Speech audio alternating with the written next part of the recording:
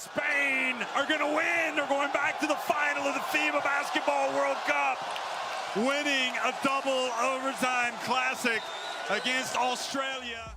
Maybe it's because I've just watched the film Rose Gold, but I don't know if I've ever gotten over Australia losing that semi-final to Spain in the 2019 World Cup. Sitting on my couch, I was holding my breath for someone to just hit a shot, wishing we could somehow clone Patty Mills, and I left the game thinking, Australia just needs to produce an NBA-level go-to scorer, an Australian-made bucket getter. And no, Kyrie Irving doesn't count. Do you know anything about the Australian national anthem? Can you? And then, maybe 2 years later, I came across the highlights of a skinny 17-year-old by the name of Tyrese Proctor. Tyrese Proctor, Mr. Proctor from Australia. The now Duke Blue Devil sophomore and projected lottery pick in next year's draft. And it hit me. Could Tyrese Proctor be Australia's next superstar talent? Is this the one I've been waiting for?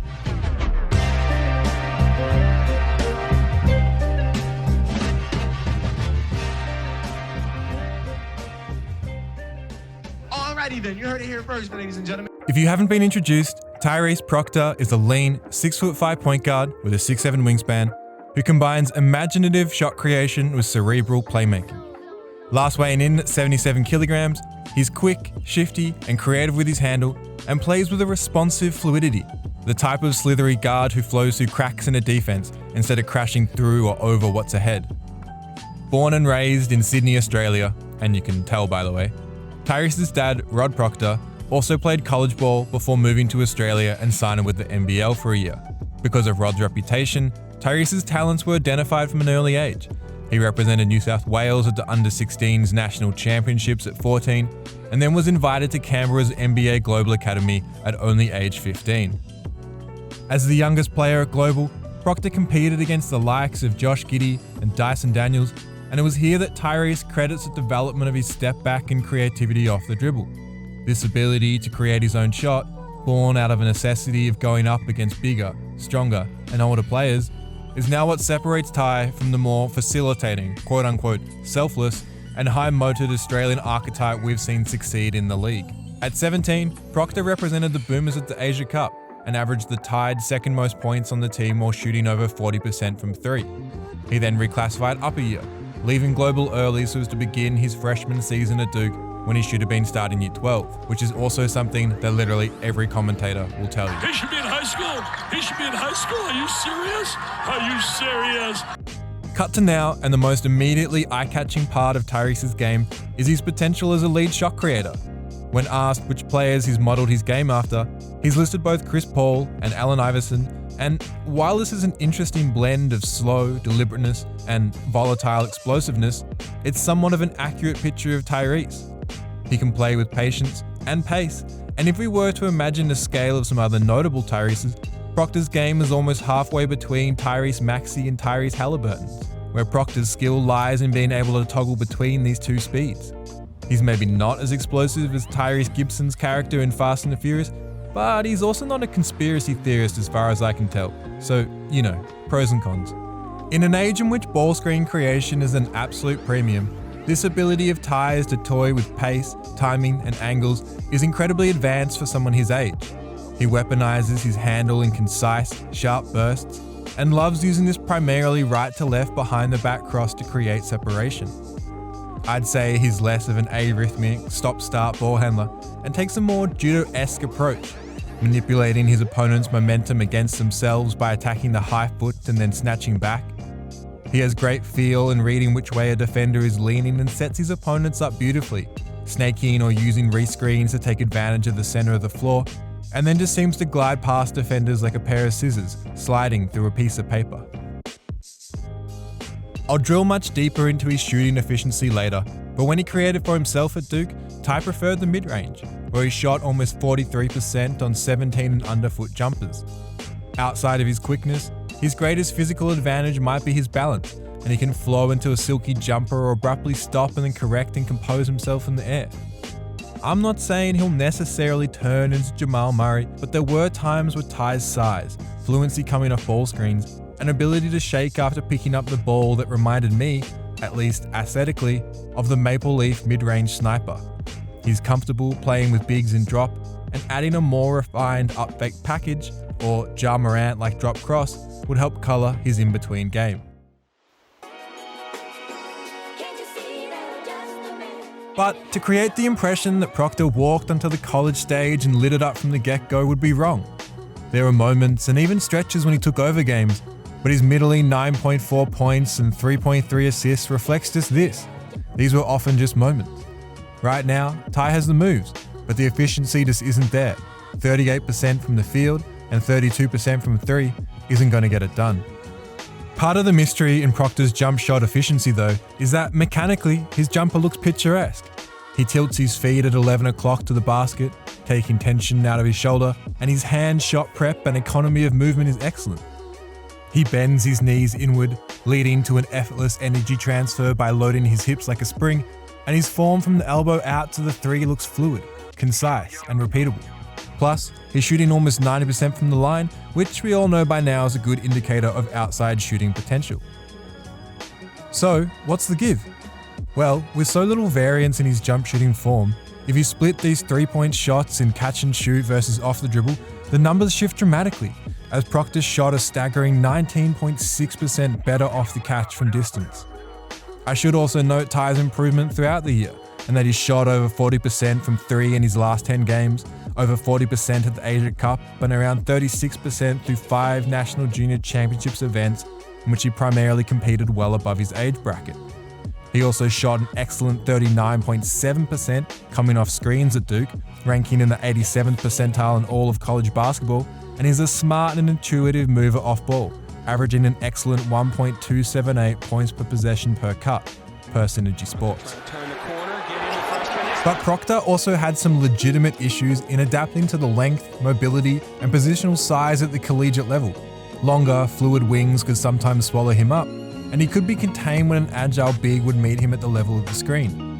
He only shot 31% on all guarded shots, per Synergy Sports, and scored a below average 0.66 points per possession in all isolation opportunities.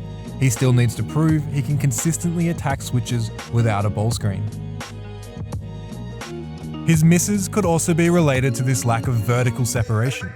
Usually, when Proctor shoots, he tilts back slightly in the air, causing his feet to land in front of where he initially jumped from, and this results in him backpedaling to regain his balance. This is a good thing.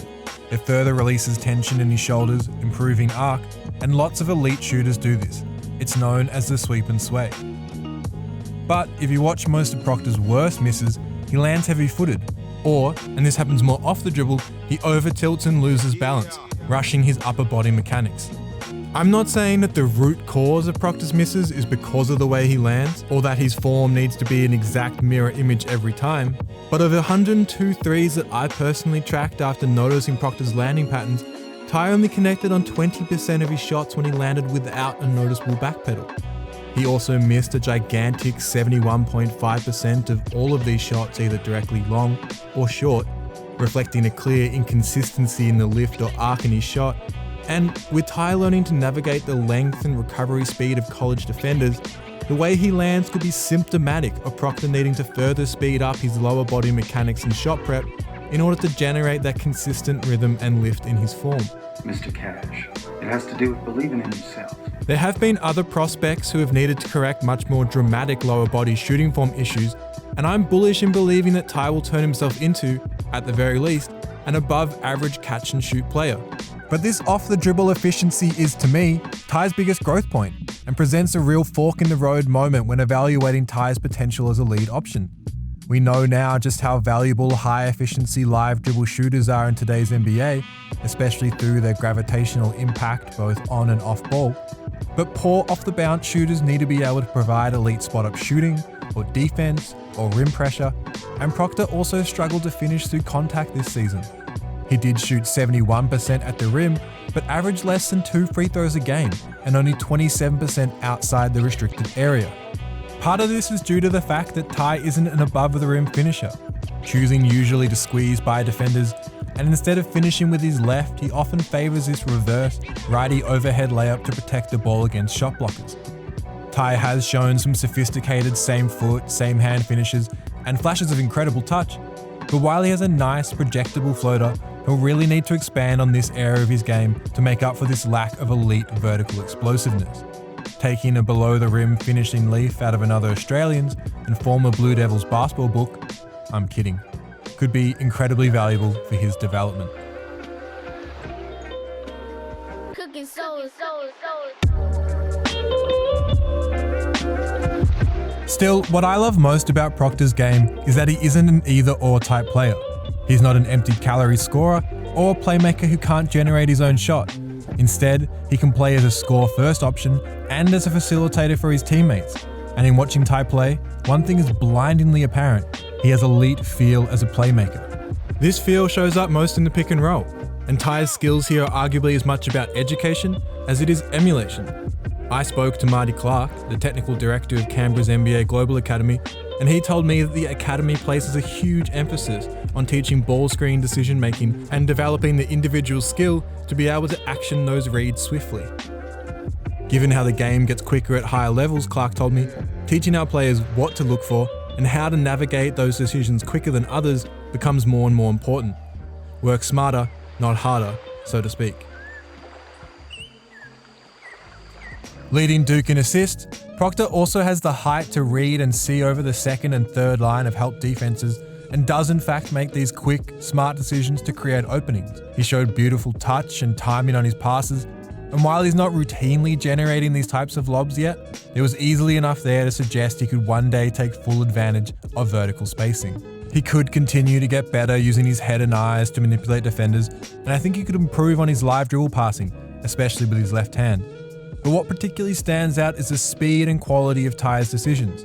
Including assists, Ty ranked in the 78th percentile in points per possession, per Synergy Sports. And one of my favourite anecdotes I heard from a former New South Wales coach of Ty was that even as a 15-year-old, he used to study so much tape that his coaches felt compelled to do more work, just so they could keep up. I just gotta stay one lesson ahead of the kid. Because of his IQ and the skill level of his handle, Tyrese isn't overwhelmed by pressure and instead exploits that intensity to his advantage. Through his last 15 games, he averaged 4.1 assists to 1.7 turnovers, and Duke scored in the 88th percentile when Ty would face a trap. He can set up either a floor spacing or rim running big, and one of the more under-conceptualized elements of pick and roll playmaking is how adept a ball handler is in utilizing the roll, not just the pick, and Ty's already advanced in manipulating the gravity of his roll men. And while some playmakers put pressure on a defense through constant penetration, others see the floor more as a matter of cause and effect. And if you consistently send the same coverage at Ty, he'll see through the action and find the open man, even if that player is 2 passes away. In saying that, selflessness and a lack of assertiveness can be 2 sides of the same coin.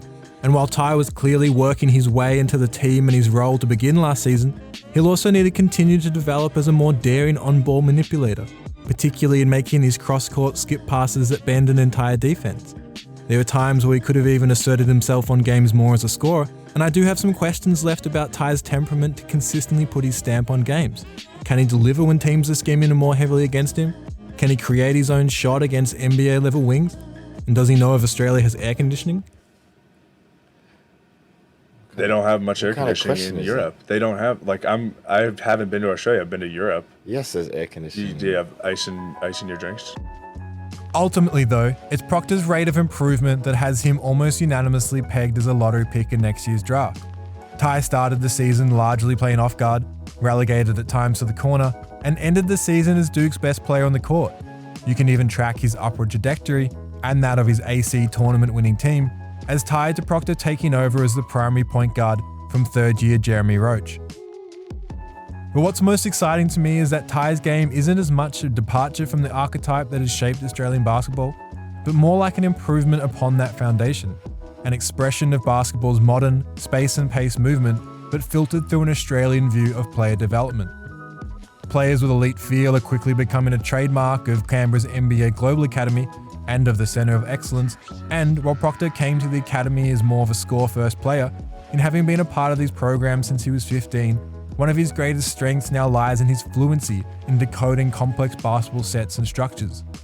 We'd never want to coach the scoring out of Tyrese, Clarke told me, just add sections to his game. The game is a game of decision and has continued to become a game of decision. The Academy's iron sharpens iron mentality also reinforces a selfless malleability. and builds its success upon the foundation that if you're not giving 100%, then your teammate also isn't reaping the benefits of your own improvement. And Proctor, who has openly disclosed that he didn't focus much on defense when he's younger, has already reshaped himself at Duke into a defensive hound.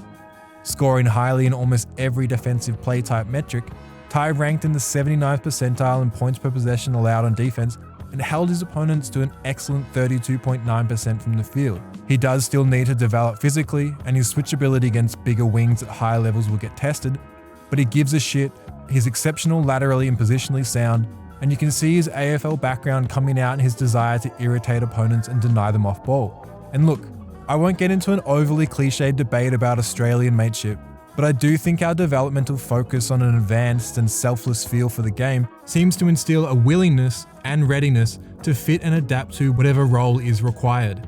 And considering how having multiple versatile decision makers with size is becoming more and more necessary in today's NBA, and that prepared rotational players on rookie contracts will be at an all-time high under the next CBA, you could make the case that our sporting infrastructure is producing a ready-made and modern player type that fits an increasingly valuable niche in the NBA market, especially if this new wave of Australians can also create their own shot. But can Ty be a superstar? I'm not sure of that just yet. I do think there's real potential in Tyrese turning himself into a 1B, a player who can feed off and work his game around a superstar. Plus, I'd love to be proven wrong, and given Ty's rate of improvement and that he'll be the same age as most freshmen next season, I'd bet on his ability to both fast track and maximize the ceiling of his potential.